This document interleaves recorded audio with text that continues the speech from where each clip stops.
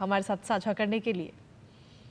और इसी के साथ चलिए खबरों में आगे बढ़ते हुए जम्मू कश्मीर के बाद अब बात कर लेते हैं हरियाणा विधानसभा चुनावों की। दरअसल हरियाणा में मात्र एक चरण में होने वाले इस चुनाव के लिए प्रचार इस वक्त जोरों पर है। जहां आज की अगर हम बात करें तो आज भारतीय जनता पार्टी के वरिष्ठ नेता अमित शाह हरियाणा के 3 विधानसभा क्षेत्रों में अलग अलग जनसभाओं को संबोधित करेंगे।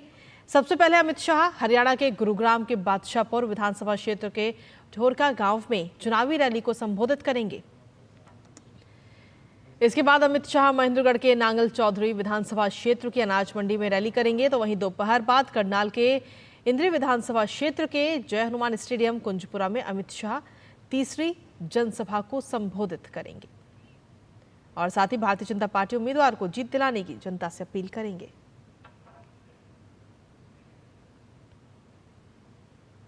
वहीं हरियाणा में कांग्रेस पार्टी भी इस वक्त एड़ी चोटी का जोर लगा रही है। पार्टी नेता कुमारी शैलजा विभिन्न विधानसभा क्षेत्रों में अपने पार्टी के प्रत्याशियों के समर्थन में आयोजित जनसभाओं में शामिल होंगी। कांग्रेस पार्टी के विभिन्न प्रत्याशी आज कालका, साढौरा, जगाधरी, अंबाला छावनी और पंचकुला में चुनाव प्रचार करते हुए नजर आएंगे और कांग्रेस के पक्ष में माहौल बनाएंगे। और इसी पर ताजा अपडेट ले लेते हैं। इस वक्त गुरुग्राम से हमारे संवाददाता नीरज सिंह इस वक्त जुड़ रहे हैं। नीरज, अगर बात की जाए तो लगातार चुनाव प्रचार किया जा रहा है। 5 तारीख को एक ही चरण में मतदान होना है और ऐसे में अगर हम आज की बात करें तो आज भी कई जगहों पर चुनाव प्रचार हो रहा है और भारतीय जनता पार्टी और कांग्रेस के बड़े बड़े जो नेता है, दिग्गज नेता, वो आज चुनाव प्रचार करते हुए नजर आएंगे। ठीक है, बिल्कुल। क्योंकि आप देखें कांग्रेस पार्टी हो या भारतीय जनता पार्टी लगातार कोशिशें कर रही है कि हरियाणा के जो रन है उसको जीता जाए और पूरी ताकत प्रचार अभियान में लगाई जा रही है। आप देखें कि आज अमित शाह 3 जगह खुद हरियाणा में पहुंच रहे हैं। इससे पहले भी कई सारी रैलियों को उन्होंने संबोधित किया है।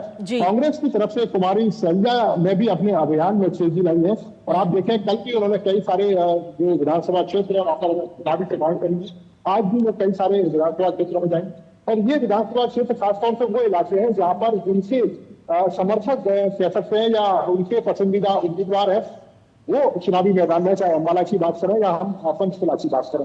दूसरी आप देखें कि प्रधानमंत्री लगातार यहाँ पर कैंपेन कर रहे हैं। 1 तारीख को पलवल में भी प्रधानमंत्री एक बड़ी चुनावी सभा है उसको संबोधित करेंगे। उससे पहले आपने देखा कि हिसार में भी प्रधानमंत्री आए थे, गोहाना में प्रधानमंत्री पहुंचे थे।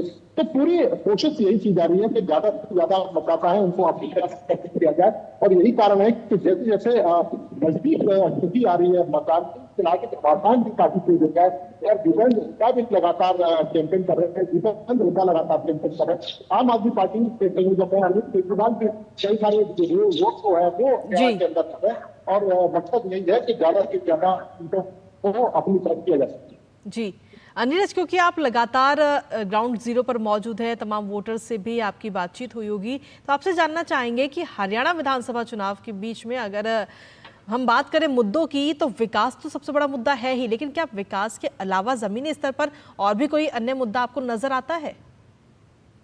देखिए कई सारे मुद्दे हैं। आप अलग अलग क्षेत्रों को देखें, जैसे भिवानी और इसके आसपास देखें तो पानी की जो समस्या है वो भी एक बड़ा मुद्दा है और प्रधानमंत्री ने अपनी रैली में इस बात का जिक्र भी किया था कि विभिन्न इलाकों में पानी की समस्या है, वहां पर तेजी के साथ भारतीय जनता पार्टी की सरकार अगर तीसरी बार बनेगी तो उस पर काम करेगी। रोजगार भी एक इशू है और कई सारे जो जगह है जब हमने अलग अलग जिलों में जाकर बात की तो वो रोजगार को लेकर बात कर रहे थे, रोजगार की ज्यादा से ज्यादा साधन होने चाहिए।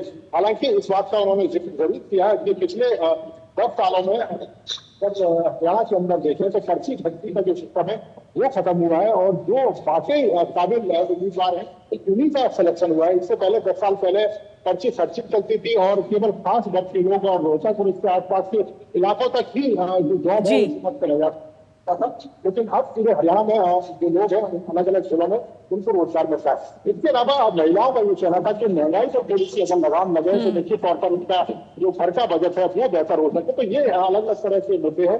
एमएसपी का मुद्दा था लेकिन भारतीय जनता पार्टी ने 24 फसलों पर एमएसपी का वायदा करके और 24 फसलों पर जो फसल है एमएसपी को खरीदने की बात कहते किसानों को एक बड़ी राहत दी है। 500 रुपए गैस सिलेंडर की भी भारतीय जनता पार्टी बात कर रही है कि जो गृहिणी है वो 500 रुपए में गैस सिलेंडर दिया जाएगा। तो ये मुद्दे हैं जो अलग अलग क्षेत्रों में इस समय विधानसभा चुनावों में सुनाई दे रहे हैं। चलिए, फिलहाल बहुत बहुत शुक्रिया नीरज, तमाम जानकारी